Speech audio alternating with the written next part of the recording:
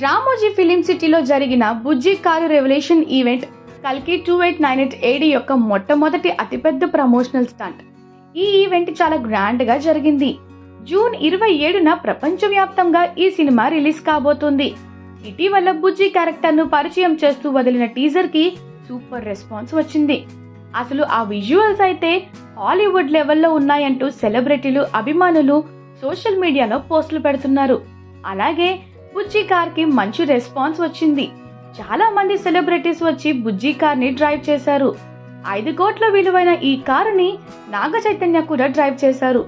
అయితే ఇంకో interesting news ఏంటంటే, ఈ ఫ్యూచరిస్టిక్ కార్ పై వచ్చిన స్పందనతో కల్కి తయారీదారులు చాలా సంతోషంగా ఉన్నారని నివేదికలు వస్తున్నాయి.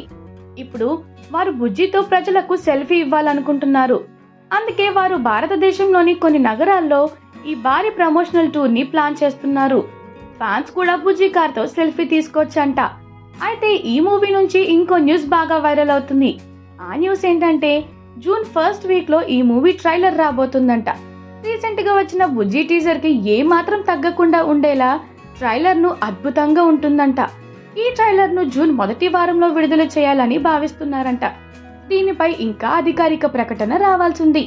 ఈ భారీ ప్రాజెక్ట్ లో ప్రభాస్ తో పాటు దిగ్గజ నటులు అమితాబ్ బచ్చన్, కమల్ హాసన్ కీలక పాత్రల్లో నటిస్తున్నారు. కల్కి 2898 ఏడి జూన్ 27, 2024న రిలీజ్ అవుతుంది. మరి ఈ మూవీ కోసం ఇంకా ప్రభాస్ కోసం ఎంతమంది వెయిట్ చేస్తున్నారో కింద కామెంట్ చేయండి. అలాగే మా ఛానల్ ని సబ్స్క్రైబ్ చేసుకోండి.